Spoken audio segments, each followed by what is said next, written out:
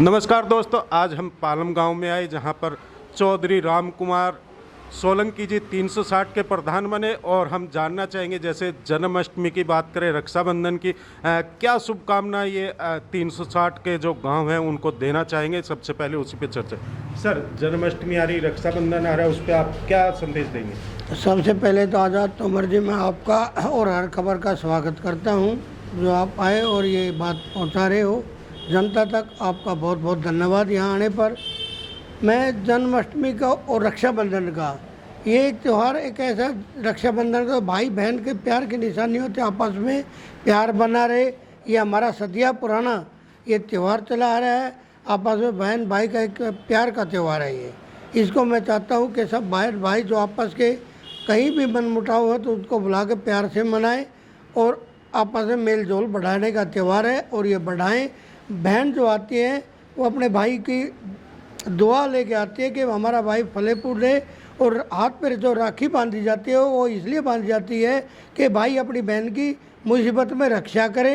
ये त्यौहार इसलिए मनाया जाता है और ये आगे भी मनाता रहे और शांति से मनाया जाता है। रही बात जन्माष्टमी की, जन्माष्टमी का एक हमारा श्री कृष्ण भगवान ने जन्म लिया था, उसके उपलक्ष्य में मनाया जाता है और बड़े पैमाने पर मनाया जाता है पूरे भारत में। के हमारे जहाँ जहाँ हमारे हिंदू भाई रहते हैं वहाँ हर जगह मनाया जाता है पूरे वर्ल्ड में, और बड़े उल्लास के साथ यहाँ आधी रात तक व्रत भी रखते हैं, और जब चांद निकल जाता है तो उसके ऊपर व्रत को तोड़ते हैं, खाना खाते हैं।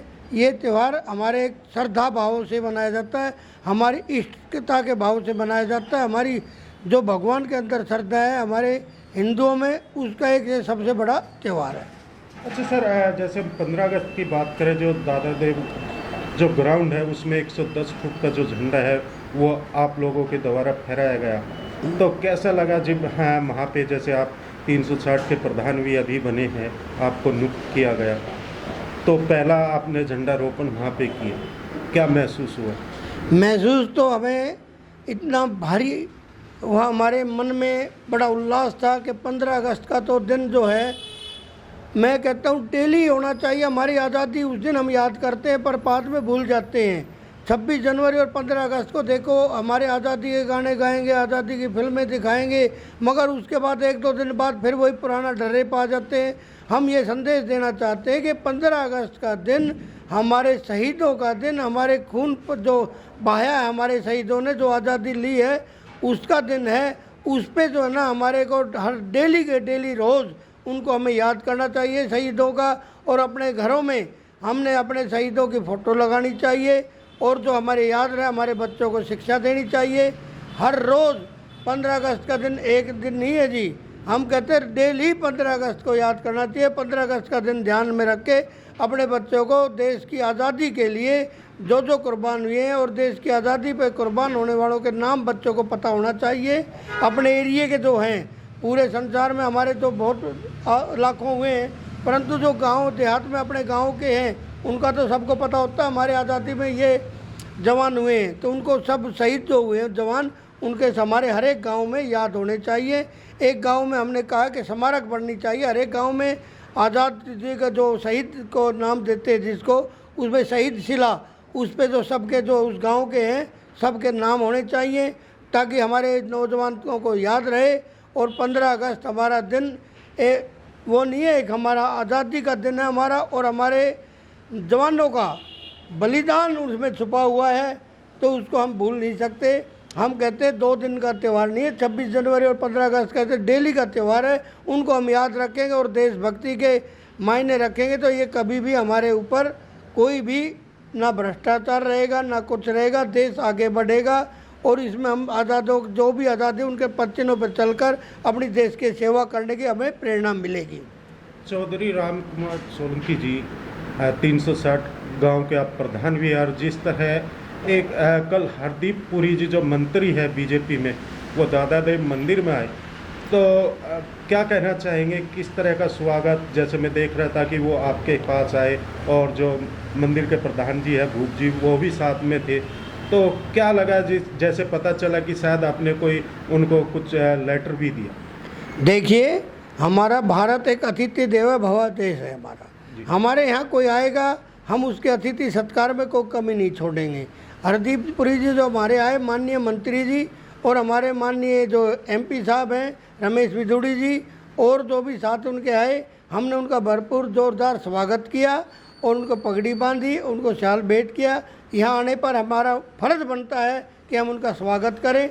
और जो हमने लेटर दिया, उस लेटर को हमने अपने दुख आ रहा था हमें, क्योंकि यहाँ पर जो हज हाउस बन रहा है, एक तो हमने उसमें दिया लेटर उसके विरोध में कि जी आपके हाथ में, आप अर्बन मंत्री हो, आपके हाथ में है, तो इसको हम चाहते हज हाउस की ज़मीन है वो कैंसिल हो। इस विषय में हमने एक लेटर उनको दिया। एक विषय में लेटर और दिया था हमने कहा है कि जो जैसे Indira Gandhi airport international airport है, इसका नाम पहले पालम एयरपोर्ट था। हम चाहते हैं कि इनका नाम बदलकर हमारे दोबारा या तो पालम एयरपोर्ट करें, या नहीं तो सर्व मान्य से दादा देव, जो श्री दादा देव मंदिर है हमारे 12 गाँव का है, हम चाहते हैं श्री दादा देव इंटरनेशनल एयरपोर्ट का नाम रखा जाए, ना कि किसी व्यक्तिगत नाम से रखा जाए। इसलिए हमने एक लेटर वो भी दिया है। अच्छा सर, जैसे आपने लेटर दिया, एयरपोर्ट की बात आ गई, मैं उसमें एक छोटा सा क्वेश्चन, अगर जो मंत्री जी है, जो सरकार आज की है, अगर नहीं उस पर कार्रवाई करती, नहीं सुनवाई करती, तो आपके कदम क्या होंगे? देखिए, हम 12 गांव मिलके उनके पास फिर जाएंगे, इकट्ठे होके जाएंगे। आजकल नाम बहुत बदले हैं, नाम नहीं बदले हो तो हम ये भी कहते हैं नेम, किसी का नाम नहीं बदला। हम किसी विशेष व्यक्ति का नाम नहीं चाहते, हम तो यही तो चाहते, प्राथमिकता हमारी यही है, श्री दादा देव इंटरनेशनल एयरपोर्ट का नाम रखा जाए। 12 गांव के लोग जब चाहते हैं तो वो क्यों नहीं हो सकता? हमारी ज़मीन एक्वायर की तो हम ये चाहते हैं, हमारी गांव की ज़मीन एक्वायर की तो पहले भी तो पालम के नाम से था। हम चाहते हैं अब श्री दादा देव इंटरनेशनल एयरपोर्ट का नाम रखा जाए, तो उसमें ऐतराज़ नहीं होना चाहिए। चौधरी साहब, मैं लास्ट चलते चलते ये जानना चाहूँगा, जब से आप 360 के प्रधान बने, क्या आपका आगे का लक्ष्य रहा कि कौन कौन से कार्य करवाए, या कुछ रुकावट आ रही, या जो सब कुछ है, जैसे कि बार बार बीच में आवाज़ भी उठती है भाई 360 के प्रधान ये है वो है, मगर आप बने और जैसे 360 की हम बात करें, उन्होंने सर्वसम्मति से आपको पगड़ी पहनाकर स्वागत बड़ा जोरदार किया था दादा देव मंदिर में। देखिए, हमारे काम कई हैं, एक तो लाल डोरे का है जी मेन काम, दूसरा काम है हमारा दिल्ली के अंदर, हमारा जैसे हरियाणा में है, ब्लड रिलेशन पे कोई भी रजिस्ट्री पे पैसा नहीं लगता, किसी के नाम कराते हैं तो। जैसे 2 भाइयों का बंटवारा हो गया, एक भाई के नाम ज़मीन है, दूसरे भाई के नाम करवा रहा है, तो उसमें कोई स्टैंप ड्यूटी नहीं लगती। हम चाहते हैं दिल्ली में भी ऐसा हो, क्योंकि यहाँ भी बंटवारे आपस में भाइयों के होते, ये भी हमारा पहले हरियाणा पंजाब का हिस्सा होता था, तो उसी तर्ज पे हम चाहते हैं कि कोई पैसा यहाँ ना हो लगे स्टैंप ड्यूटी का आपस में ब्लड रिलेशन में, जिससे कि हमारे को काफ़ी सुविधा होगी देहात को। नंबर दूसरी बात, एक हमारा रावते गाँव में है, काफ़ी पानी भरा हुआ, 150 एकड़ ज़मीन हमारे रावते गाँव की दिल्ली की, बाकी हरियाणा की है ज़मीन, कम से कम हज़ारों एकड़ ज़मीन है, वहाँ 500-700 एकड़ लगभग है इतनी ज़मीन, उसमें पानी भरा रहता है। हम चाहते हैं, दिल्ली सरकार से ये डिमांड करना चाहते हैं हम कि जी वहाँ जो पानी भरा है 12-13 साल से लगातार, उसमें कोई खेती नहीं होती, जो आपदा का जो मुआवजा देते हैं, जैसे ओले पड़ते हैं और पड़ते हैं, उस टाइम जो मुआवजा मिलता है वो मुआवजा उन किसानों को दिया जाए। जब तक कोई हल नहीं निकलता तो आपदा का 2 फसल होती है हमारे पे, तो 2 दफ़ा हमारे को आपदा का मुआवजा किसानों को दिया जाए।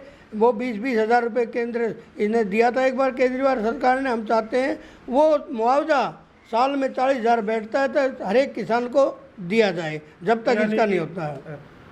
हर साल ये मुआवजा देना चाहिए उसको। हाँ, हर साल देना चाहिए, जब तक पानी की वहाँ से सरकार निकासी नहीं करती या उस पानी का कोई विशेष प्रबंध नहीं करती, क्योंकि खेतों में पानी होता है, जमींदारों पे ज़मीन ना तो बुआई होती है ना कुछ, पानी ही भरा रहता है। 12 साल हो गए, कभी वो खाली नहीं हुआ, पानी ही भरा है।